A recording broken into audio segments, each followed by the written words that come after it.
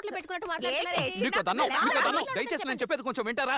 మేము ఇక్కడ గొడవ పడడానికి రాలేదు. అబ్బాయి పుట్టినరోజుని దండం పెట్టుకోవడానికి వచ్చాం. నిజం చెప్పాలంటే వాళ్ళు మా బంధువులేం కాదు, తెలిసిన వాళ్ళు, ఒకే ఊరు వాళ్ళం. గొడవ ఆపుదామని వచ్చాం. నువ్వు పదవే పోదాం. ఎలా వెళ్తావురా? వదిలిపెడతారా వాళ్ళు?